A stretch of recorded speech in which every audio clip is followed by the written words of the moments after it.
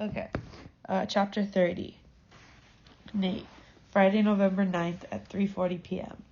I know something's different, but not how the guard looks at me or when he calls my name, not as much as the piece of dirt he wants to grind under his shoe as usual.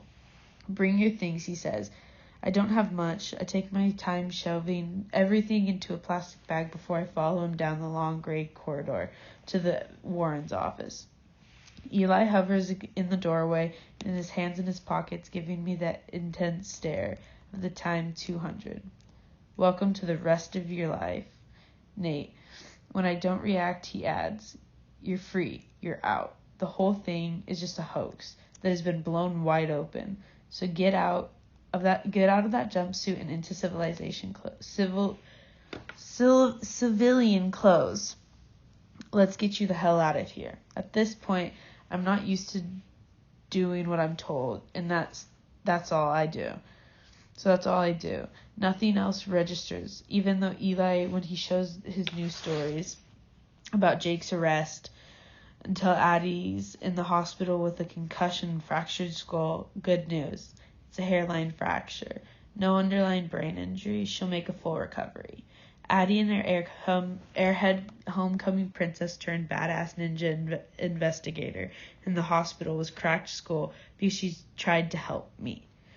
Possibly only alive because of Janie, who got busted jaw for her trouble, and Cooper, who's suddenly some kind of superhero in the media fawning over. I'd be happy for him if the whole thing didn't make me sick. There's a lot of paperwork to do when you get out of jail for a crime that you didn't commit. Law and Order never shows you this many forms you have to fill out before you rejoin the world. The first thing I see when I step off the blinking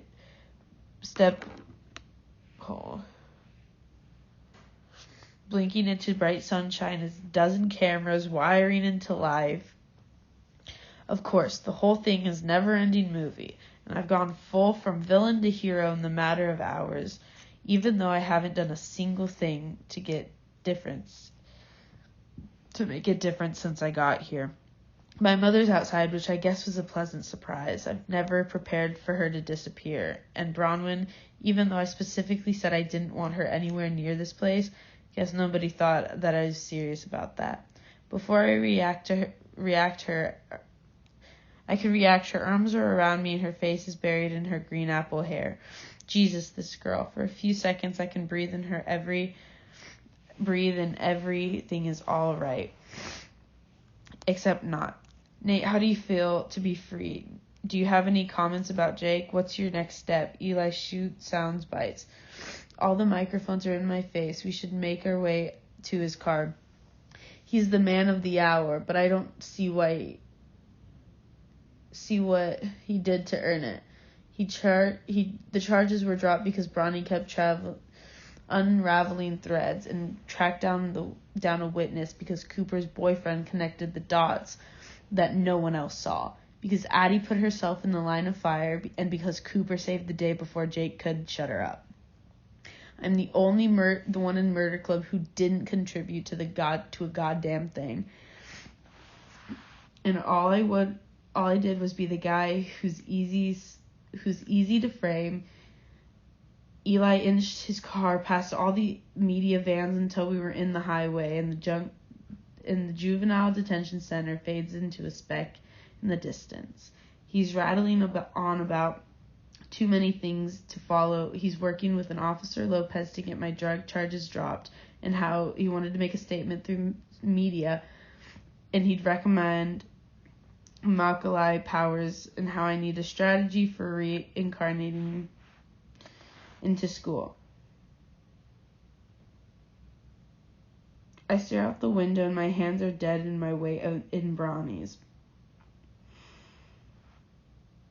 My hand a dead weight in brownies when I finally hear Eli's voice asking if I have any questions, and I can tell he's been repeating himself for a while. Did you feel stranded? Did someone feed Stan? I asked my father. Sure as shit didn't. I did, Bronny said. I don't respond, and she squeezes my hand. And Nate, are you all right? She tries to catch my eye, but I can't do it. She wants me to be happy. I can't do that either. The impossible of Bronwyn hits me like a punch of guilt. Everything she wants, good and right and logical, and I can't do any of it. She'll always be the girl in front of me that is in a scavenger hunt. She's shining her hypnosis, hypnotizing me as much as I almost forget how useless I am at trailing behind her. I just want to go home and sleep. I'm still not looking at Bronwyn, but out of the corner of my eye, I can see her face falling her right on schedule. Finally, something that makes sense. Cooper, Saturday, November 17th at 9:30 a.m. It's pretty surreal for me to come downstairs for breakfast Saturday morning to my grandmother reading the issue of People with me on the cover. I didn't pose for this shot. Chris and me leaving the police station after giving our statements. Chris looks fantastic, and I look like I just woke up after a night of heavy drinking, and it's obvious which one of us is the model. Which funny how this accidental frame thing works. First people supported me even though I'd been accused of cheating and murder, and then they hated me because I turned out to be. Now they love me again because I was in the right place at the right time and managed to flatten Jake with a well-aimed punch, and because of the halo effect of being with Chris, I guess Eli's giving him a full credit for figuring out what really happened. So he's new to the breakout. He's the new breakout star of the whole mess. In fact, he's trying to avoid the media machines and only make him want him more. Lucas sits across from Noni, spooning Cocoa Puffs into his mouth while scrolling through his iPad. Your Facebook fan page is 100,000 likes now, he reports, flicking a strand of hair out of his face like it's an annoying bug. This is good news for Lucas, who took it personally, and most of his so-called fans deserted the page when the police outed me. Nona sniffs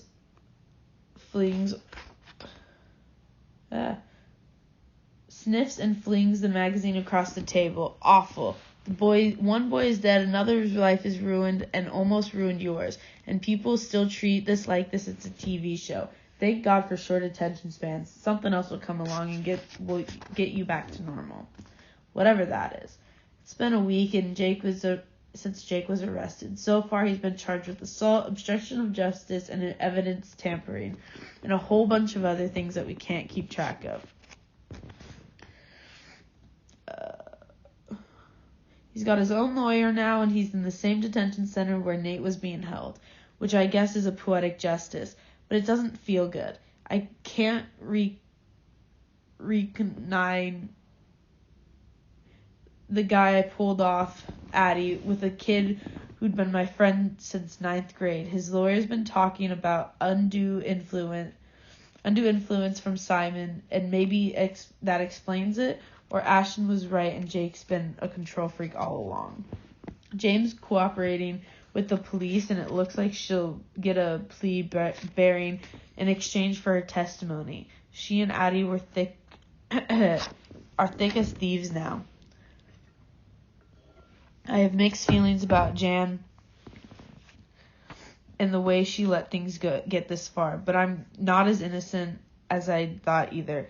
While Addie is zoinked and out on painkillers in the hospital, she told me everything, including how stupid, panicked, slight junior prom made Simon hate me enough to frame me for murder.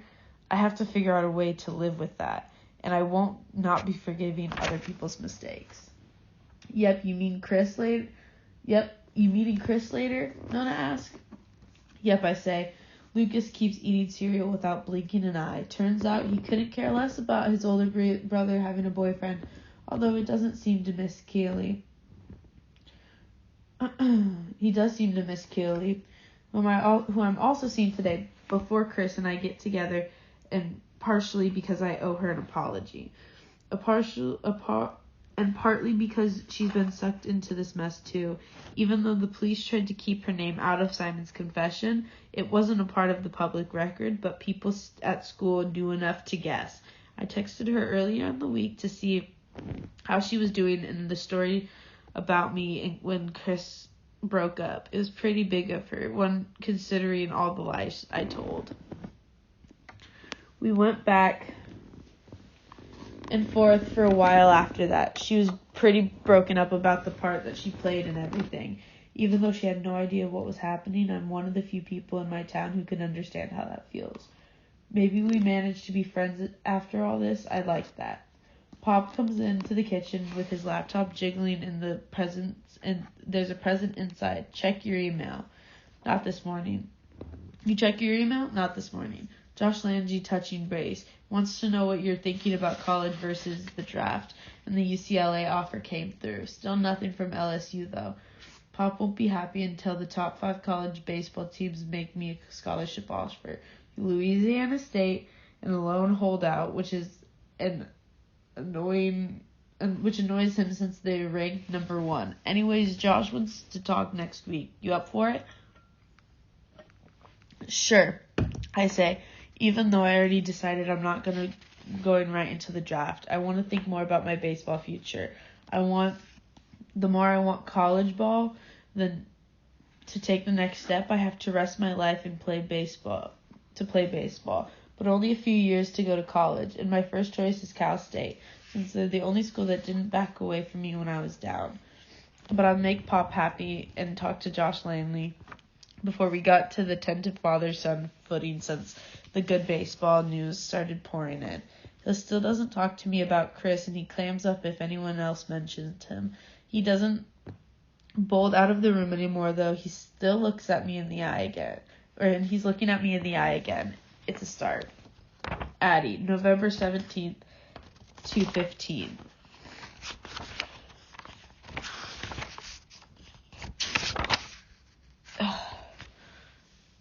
I can't ride my bike because of the skull fracture and my sprained ankle, so Ashton drives me to the follow-up doctor appointment. Everything is healing in the way it should, although I still get instant headaches if I move my head too fast. The emotional stuff will take longer. Half the time I feel like Jake died, the other half I want to kill him. I can't admit now that Ashton and TJ weren't wrong about the things that happened between Jake and me.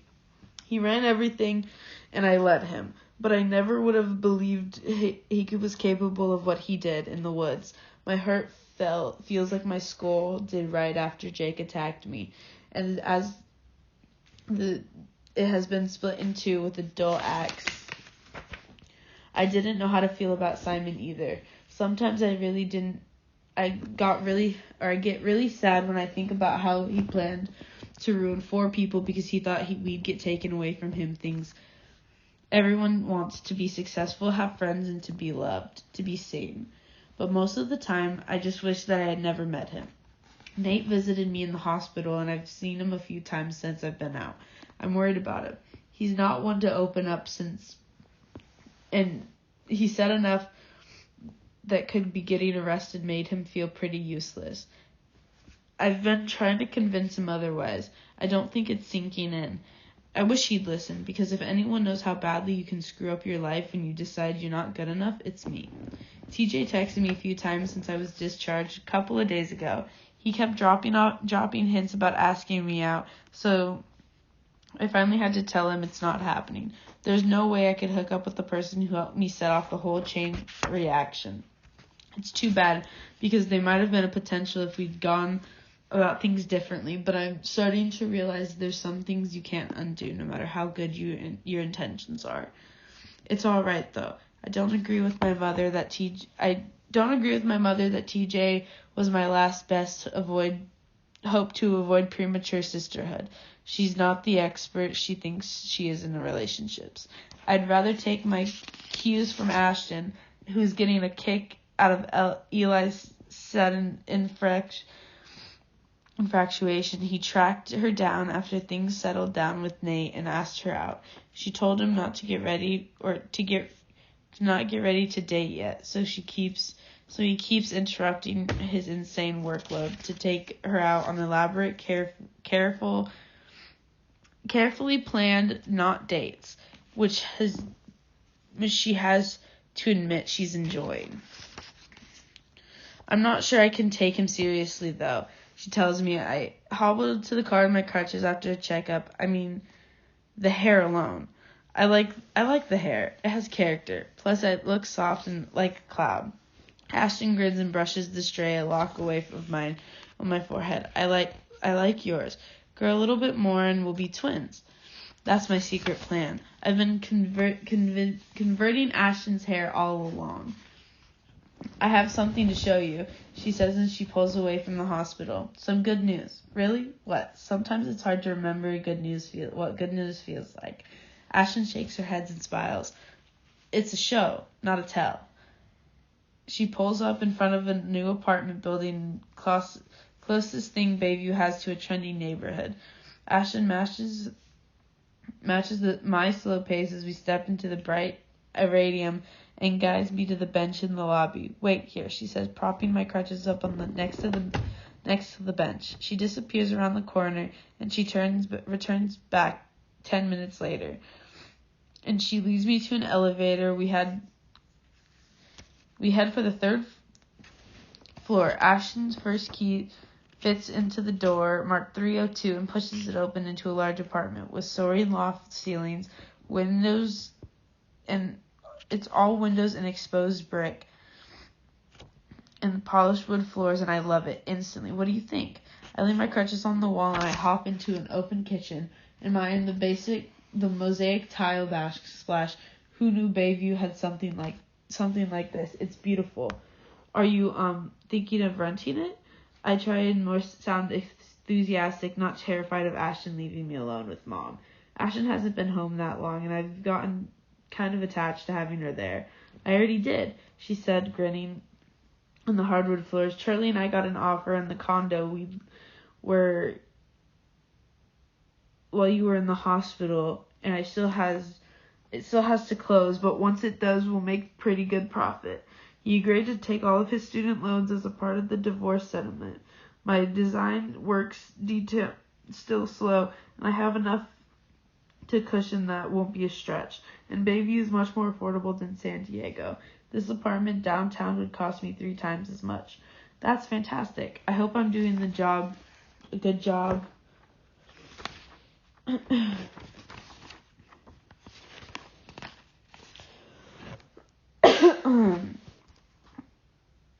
I hope I'm doing a good job of acting excited. I am excited for her, truly. I just miss her. You'd better have a spare room so I can visit. I do have a spare room, Ashton says. I don't want you to visit, though.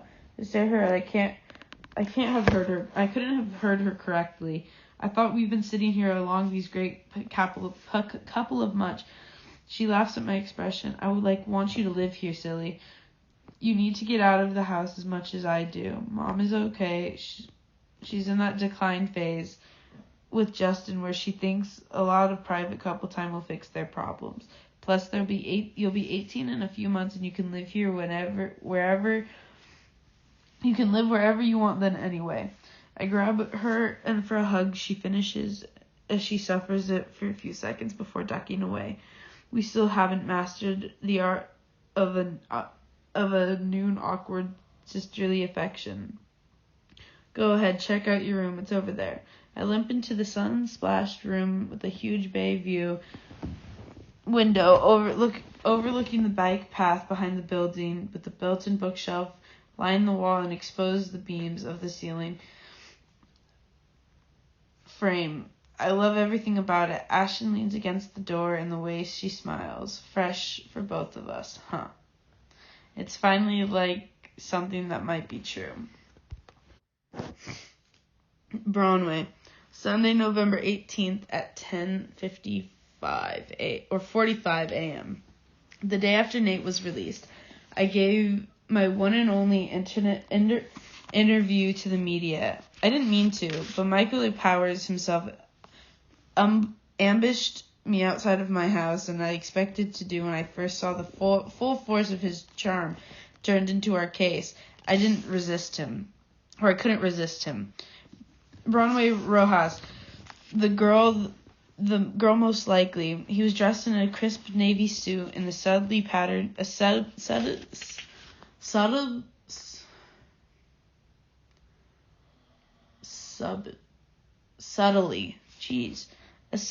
patterned tie, gold cufflinks gleaming as he held his hands in the warm smile. I almost didn't notice the camera behind him. I've been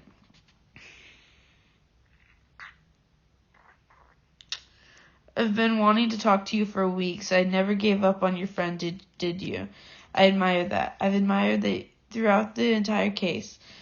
Thanks, I said weakly and transparent to become totally worked up. I would love to take everything. Can you spare a few minutes and tell us what the ordeal has been like for you and how you feel now that it's over? I shouldn't have. Robin and my family held our last legal meeting that morning. Her parting advice was to keep a low profile, and she was right. As usual, there was something I'd want to get off my chest and I hadn't been allowed to say before. Just one thing. I looked into the camera while McCall smiled, just encouragingly. I did cheat in my chemistry class, and I'm so sorry, but not because it got me into this mess, but because it was an awful thing to do. My parents raised me to be honest and work hard like they do, and I let them down. It wasn't fair to them or to my teachers. Or to my teachers or the colleges I want to apply to. And it wasn't fair to Simon. My voice started shaking then, and I couldn't blink back the tears any longer. If I had known, if I had thought, if I ever would have stopped being sorry for what I did, I'll never do anything like that again. That's all I wanted to say. I doubt that's what Michaela was hoping for, but he used it in a way anyway. It was for his final Bayview report. Rumor has it he submitted the series for an Emmy consideration. My parents kept telling me I couldn't blame myself for what Simon did, and I kept telling Cooper and Addie the same thing, and I'd tell Nate if he'd let me. But I'd barely heard from him since he got out of juvenile detention. He talks to Addie more than me now. I mean, he should talk to Addie, who's obviously a rock star, but still. He finally agreed to let me stop by and catch up, but I didn't feel my usual excited anticipation as I rang the doorbell. Something changed since he was arrested. I almost didn't expect him to be home, but he opens the creaking door, and steps aside. Nate's house looked better than it did when I was feeding Stan. His mother staying here, and she added all sorts of new touches like curtains, throw pillows, framed pictures, and only Nate spoken to me at the length of the time after he got home. His mother said his mother had convinced his father to try a spot at rehab. Nate didn't hold up much hope for that, but I'm sure having his father out of the house temporarily is a relief. Nate flops onto an armchair in the living room, and I make my way over to Stan and peer into his cage. Glad for the distraction, he lifts one of his front legs in my direction. I laugh as surprised. Did Stan just wave at me? Yeah, he does that. Like once a year. It's his only move. Nate meets my eyes with a grin. For a second, things were normal between us. The smile fades and he looks down. So I actually don't have a lot of time. Officer Lopez wants to meet up with me with a weekend job for some construction company in Eastland. I have to be there in 20 minutes. That's great. I swallowed hard. Why is it so hard to talk to him now? It's the easiest thing in the world for me a few weeks ago. I guess I wanted to say, I don't know. I know you went through something awful, and I understand you don't want to talk about it, but I'm here for you if you do.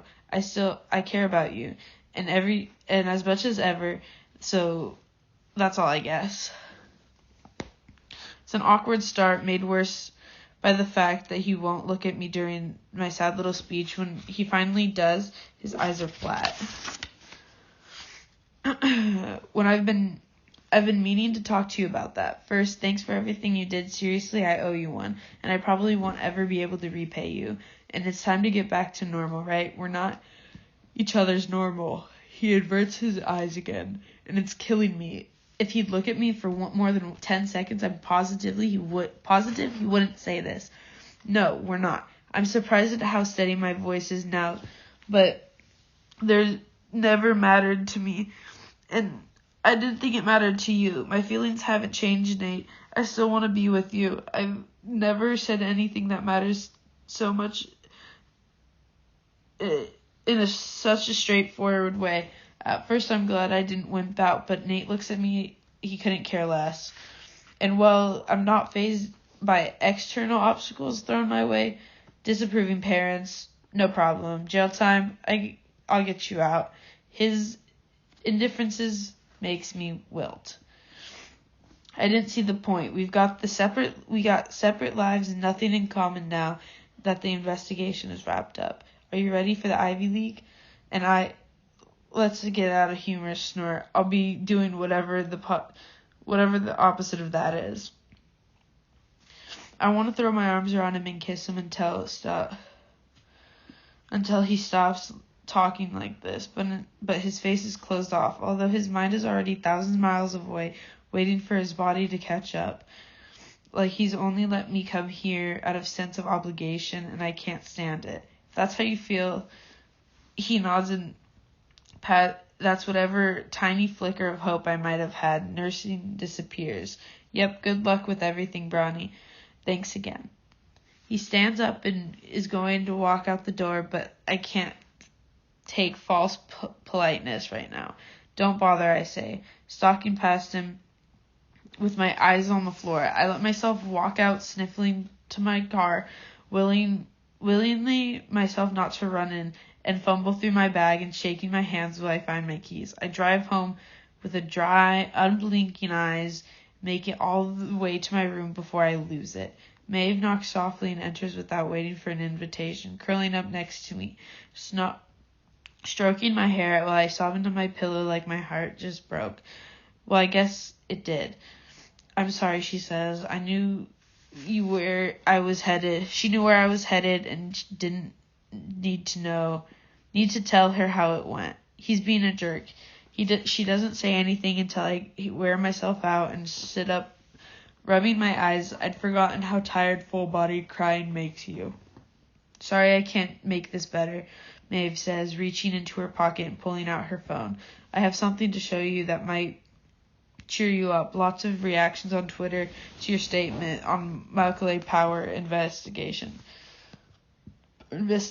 All positive, by the way.